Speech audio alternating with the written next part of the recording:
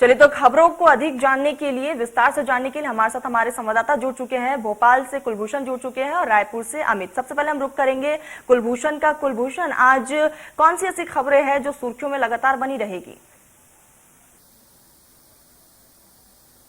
बिल्कुल, आज की अगर मुख्य प्रमुख खबरों की बात की जाए तो जिस प्रकार से पिछले 8 से 10 दिनों में मध्य प्रदेश में देखा जा रहा है कि कानून व्यवस्था की किस प्रकार से जो है धज्जियां उड़ाते हुए नजर आ रहे हैं। आज मुख्यमंत्री शिवराज सिंह चौहान कानून राजधानी भोपाल में ही पिछले 5 दिनों से लगातार ये देखा जा रहा है कि जो अपराधी हैं वो बेखौफ तलवार लहराते जो है दिन दहाड़े नजर आ रहे हैं, लोगों से मारपीट कर रहे हैं। यहाँ पे कई ऐसी घटनाएं जो है राजधानी भोपाल में ही घटित हुई है, जब खुद एक गढ़ माना जाता है। यहाँ पे तमाम जो कैबिनेट के मंत्री हैं, प्रशासन के अधिकारी हैं, खुद मुख्यमंत्री हैं, ऐसी स्थिति में बेखौफ अपराधी जो नजर आ रहे हैं। इन सब पर शिकंजा कसना है, जिसको लेकर आज मुख्यमंत्री शिवराज सिंह चौहान कानून व्यवस्था को लेकर एक बड़ी और मुख्य बैठक करने जा रहे हैं। मंत्रालय में 12:30 बजे ये बैठक रखी गई है। इसके साथ ही चिकनगुनिया की और डेंगू की बात की जाए तो मध्य प्रदेश में लगातार जो है डेंगू का कहर बरसता नजर आ रहा है और यहाँ पे डेंगू के मध्य प्रदेश में लगभग 1000 से अधिक केस जो है वो हो चुके हैं। प्रति जिलों में 100 से अधिक आंकड़ा जो है ये पहुंच चुका है। भोपाल में ही 200 से ऊपर जो है डेंगू के मरीज यहाँ पे देखे जा सकते हैं। अस्पतालों में वायरल फीवर के जो मरीज हैं उनकी नजर आ रही है। अस्पतालों के बिस्तर जो है वो खचाखच भरे हुए हैं, पैर रखने की भी जगह नहीं है। ऐसी स्थिति में ये कह सकते हैं कि कोविड की दूसरी लहर के बाद अब डेंगू ने पूरी तरीके से अपना पैर पसार लिया है। स्वास्थ्य विभाग जो है डेंगू को रोकने में, प्रशासन डेंगू को रोकने में नाकाम साबित हुआ है, क्योंकि बारिश का मौसम है। बारिश का सिलसिला जो है वो लगातार यहाँ पे जारी है और ऐसी स्थिति में देखा जाए तो जगह जगह कचरे और पानी जमने की स्थिति नजर आ रही है। तो इसकी वजह से जो है डेंगू के मच्छर भिनभिनाते हुए नजर आ रहे हैं और यही वजह है कि अब डेंगू का प्रकोप जो है वो लगातार यहाँ पे बढ़ता हुआ नजर आ रहा है।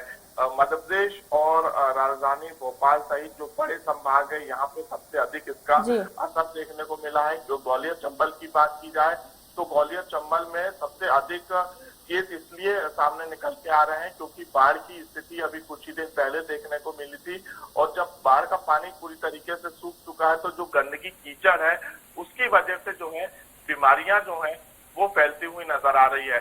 तो इसको लेकर भी आज मुख्यमंत्री शिवराज सिंह चौहान चर्चा कर सकते हैं। वहीं अगर बात की जाए तो आज बीजेपी का एक बड़ा कार्यक्रम यहाँ पे मंथन विचार धारा पर रखा गया है। साइबर एक्सपर्टों के माध्यम से ये पूरा कार्यक्रम, आईटी के कार्यकर्ता इस कार्यक्रम में मौजूद रहेंगे। खुद प्रदेश अध्यक्ष बी डी शर्मा, मुरलीधर राव समन्वय भवन के कार्यक्रम में मौजूद रहेंगे। इस कार्यक्रम में सोशल मीडिया के माध्यम से युवाओं को पार्टी से कैसे जोड़ा जाए इसको लेकर जो है चर्चा की जाएगी। इस पूरे कार्यक्रम की अगर बात की जाए तो इस कार्यक्रम में साइबर एक्सपर्ट के साथ साथ जो जिले के आईटी एक्सपर्ट हैं बीजेपी के, वो इस कार्यक्रम में मौजूद रहेंगे। कह सकते हैं कि सोशल मीडिया के माध्यम से अब जो है बीजेपी पार्टी अपना प्रचार प्रसार तेजी से करना चाहती है और इसी को लेकर ये पूरा कार्यक्रम रखा गया। जी कुलभूषण, आप लगातार हमारे साथ बने रहिए। अमित का रुख कर लेते हैं। अमित, कौन सी वो बड़ी खबरें होंगी जो आज सुर्खियों में बनी रहेंगी?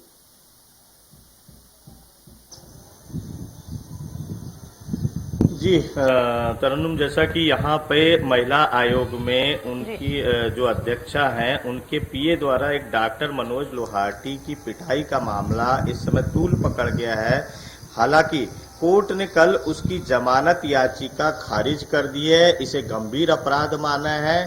तो ये खबर बड़ी सुर्खियों में है इस समय, और यहाँ पर अब भाजपा भी इसे राजनीतिक रंग देने में लग गई है। एक तरह से ये कहा जाए कि राज्य महिला आयोग के कमरे में एक पीए द्वारा पिटाई के मामले को लेकर अब राष्ट्रीय महिला आयोग से भी शिकायत की गई है कि ये किस तरह का आयोग है जहां पर इस तरह का कृत्य किया जा सकता है। यहाँ पर कोई जुडिशियल पावर नहीं है। साथ ही इसकी बात करें तो यहाँ पर किसी तरह की जन सुनवाई करने का अधिकार है, लेकिन अनुशंसा के साथ वह एफआईआर की अनुशंसा कर सकते हैं, लेकिन निर्णय देने की परिस्थिति में आयोग नहीं होता है। तो ऐसे कई सवालों को लेकर अब महिला आयोग को घेरने की तैयारी डॉक्टर एसोसिएशन, जो मेडिकल एसोसिएशन है, वह कर रहा है। साथ ही भाजपा विपक्ष ने भी इसे अब एक मुद्दा बना लिया है।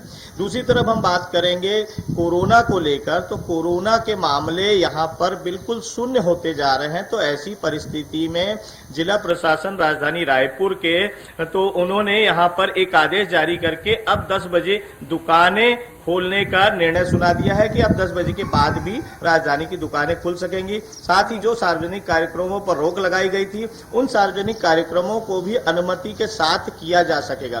देर रात के कार्यक्रम भी अनुमति के साथ किए जा सकेंगे। ये एक बड़ी राहत है, क्योंकि कोरोना एक तरह से राजधानी रायपुर से पूरी तरह विदा हो चुका है। यहाँ का जो सबसे बड़ा अस्पताल है अंबेडकर अस्पताल, वहां पे कोरोना का एक भी मरीज नहीं है। पूरे बेड खाली पड़े हुए हैं, पूरा वार्ड खाली पड़ा हुआ है।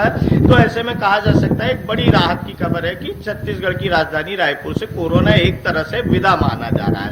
वहीं यहाँ गणेशोत्सव की जो धूम होने वाली है, उसे भी अब अच्छे धूमधाम से हर्षोल्लास से मनाया जा सकेगा, क्योंकि देर रात गणेशोत्सव की धूम होती है, कई तरह की प्रतियोगिताएं होती है। और अब तक जो कोरोना को लेकर एक वो चल रही थी कि ये कोरोना के चलते किसी तरह के कार्यक्रम नहीं होंगे, ये नहीं होगा, लेकिन जिला प्रशासन ने अब बहुत सी चीजों में छूट दे दी है। जी अमित, लगातार हमारे साथ बने रहिए। कुलभूषण का रुख करेंगे। कुलभूषण, आज साइबर योद्धाओं से बातचीत होगी और इस दौरान युवाओं को बीजेपी की विचारधारा भी समझाई जाएगी और चुनाव भी करीब है। बिल्कुल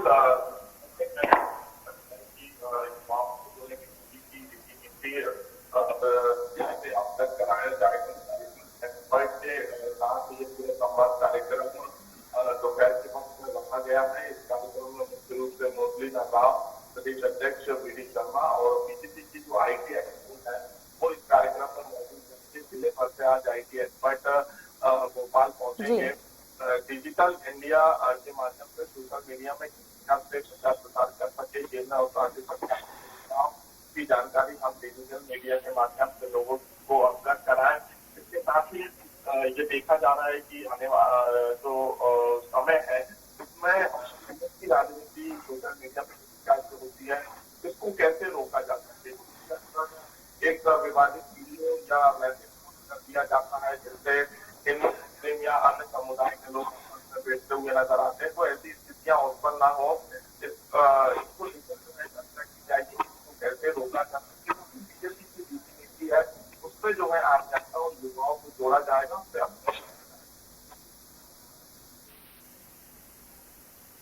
जी कुलभूषण, लगातार बने रहिए। अमित का रुख करते हैं। अमित, 23 जिले ऐसे हैं जो सूखे का मार झेल रहे हैं, कम बारिश हुई है, 80% से भी कम बारिश हुई है। ऐसे में आज इसको लेकर भी एक बैठक की जानी है।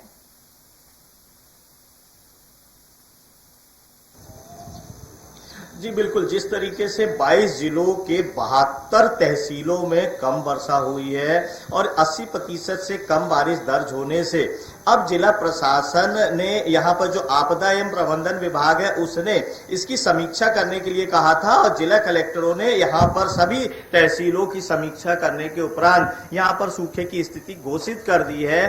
तो ऐसी परिस्थिति में राजस्व एवं आपदा प्रबंधन विभाग अब इन जिलों और तहसीलों में जो सूखे की स्थिति बनी है, जिससे खरीफ फसल नष्ट हुई है, किसानों को जो नुकसान हो रहा है, तो ऐसी परिस्थिति में ये सारी व्यवस्था की जा रही है कि उसे सूखाग्रस्त घोषित किया जाएगा और ये मामला अब कैबिनेट में आएगा। कैबिनेट लेवल पर यह चर्चा होगी कि इन जिलों को, इन तहसीलों को सूखाग्रस्त घोषित किया जाए ताकि किसानों को मुआवजे के रूप में राहत दी जा सके।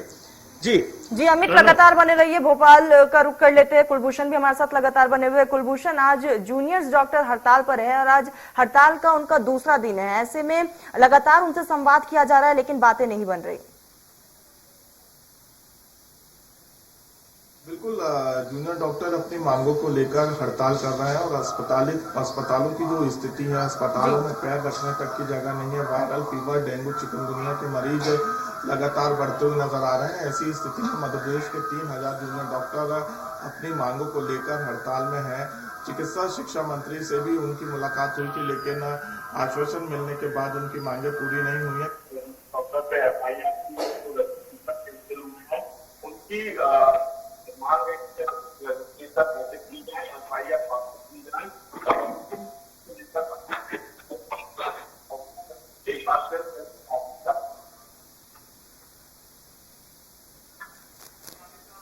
जी, लगातार कुलभूषण बने रहिए। अमित, हम आपका रुख कर लेते हैं। अमित, लगातार कोरोना के मामलों में गिरावट दर्ज की गई है, लेकिन आंकड़े कम नहीं हुए हैं, आंकड़े कम हुए हैं, खत्म नहीं हुए हैं, लेकिन अभी भी लोगों को कोरोना गाइडलाइंस का पालन करना होगा और लगातार फेस्टिवल्स भी करीब हैं, तो इसको लेकर प्रशासन ने अभी तक क्या कुछ तैयारियां की हैं?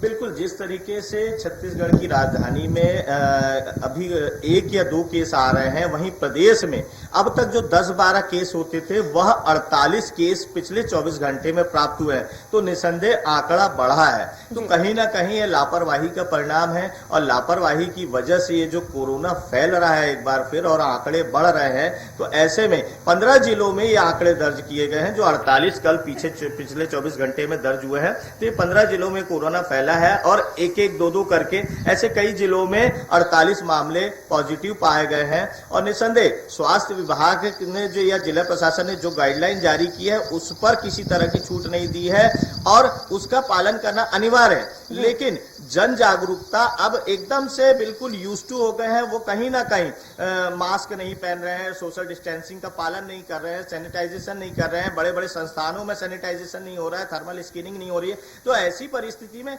जो आम आदमी पूरी तरह से स्वतंत्र होता जा रहा है कि नहीं अब कोरोना चला गया है, यह सोच उनकी गलत है। और जन जागरूकता के तहत उनको अभी भी मास्क पहनने की जरूरत है, सैनिटाइजेशन करने की जरूरत है, बार बार हाथ धोने की जरूरत है। इस गाइडलाइन के तहत ही कोरोना से बचा जा सकता है और ये करना भी चाहिए। और एक मैं तरन्नुम एक बहुत वो देना चाहूंगा यह जानकारी कि यहाँ पर आज चूंकि पूरे देश में आज महिलाओं का तीज त्योहार है और यहाँ पर भी राजधानी रायपुर में तीज त्योहार महिलाओं द्वारा मनाया जा रहा है। छत्तीसगढ़ में महिलाएं अपने मायके जाकर इस त्योहार को मनाती हैं। साथ ही यहाँ पर जो आंगनवाड़ी कार्यकर्ता और सहायिका हैं, उन्होंने अपने तीज त्योहार को ही अपने प्रदर्शन का हथियार बना लिया है और आज वह निर्जला व्रत रखकर भूपेश बघेल से अपनी पुकार लगाएंगी, गुहार लगाएंगी कि भैया हमें सौगात दो, तीज की सौगात दो। उन्होंने कहा है कि हमारे को जब तक हमारे को कंफर्म नहीं किया जाता है तब तक कलेक्टर दर पर भुगतान किया जावे, क्योंकि ये मैं आपको बताना चाहूंगा ये बड़ी एक विडंबना है। और आंगनबाड़ी कार्यकर्ता को लंबे समय से जो कार्यकर्ता है उन्हें 6200 रुपए और जो सहायिका है उनके 3200, जबकि कलेक्टर दर के हिसाब से ये 11230 रुपए आता है। तो ऐसी परिस्थिति में जबकि नियम ये है, श्रम कानूनों में यह नियम दिया गया है कि कलेक्टर दर से नीचे कोई भी श्रम का काम नहीं किया जा सकता। तो ऐसे में शासकीय स्तर पर महिला एवं बाल विकास विभाग की आंगनवाड़ी कार्यकर्ताओं द्वारा धरना प्रदर्शन स्थल पर आज धरना दिया जा रहा है। निर्जला व्रत रखकर वह आज भूपेश बघेल से गुहार लगाएंगी। वह मायके तक नहीं गई है और धरना स्थल पर डटी हुई है।